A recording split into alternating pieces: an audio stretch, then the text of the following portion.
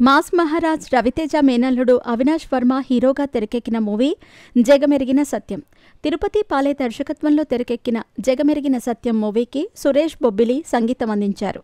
Emotional rural డ్రామాగా తెరకెక్కిన జగమెరిగిన సత్యం movie April 18న థియేటర్లలోకి వచ్చింది. ట్రైలర్తో సినిమాలో విషయం ఉందని అర్థమైంది.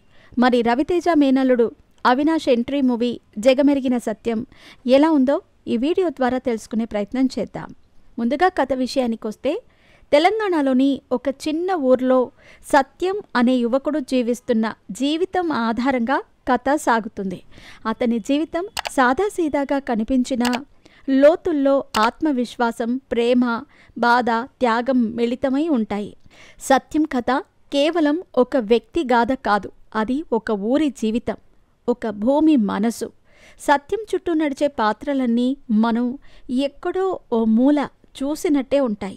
చిన్న చిన్నమ్మతో అతని బంధం, గ్రామంలోని రాజకీయాలు, మనిషి విలువలపై వచ్చిన సవాళ్లు, ఇవన్నీ కథలో బలంగా రూపుదిద్దుకుంటాయి.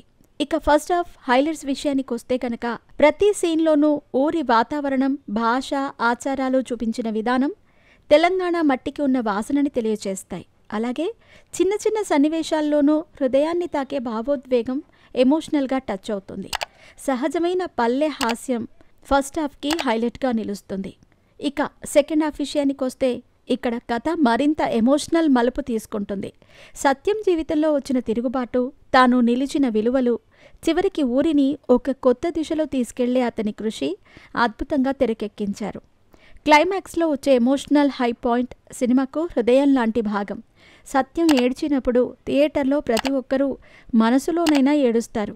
అంతటి బలమైన భావోద్వేగంతో కథ ముగుస్తుంది. సినిమా చూస్తున్న ప్రేక్షకుడు చివరికి థియేటర్ బయటకు వస్తున్నప్పుడు 2 కన్నీటి చుక్కలతోనే వెళతాడు. జగమెరిగిన సత్యం సినిమా ఓ జీవన చిత్రణ. ఇందులో గ్లామర్ ఉండకపోవచ్చు, కానీ నిజాయితీ మాత్రం వెన్నుతన్నుగా ఉంది. కథ, పాత్రలు, నటన, సినిమాటోగ్రఫీ అన్నీ సహజత్వంతో నిండిపోయి ఉంటాయి. సినిమాలో ప్రతి ఒక్కరిలో మనం ఊరి మనిషిని చూస్తాం. మరి ఈ సినిమా ప్లస్ పాయింట్ విషయానికి వస్తే గనక కథ, కథనం, అలాగే హీరో యాక్టింగ్, కెమెరా పనితనం.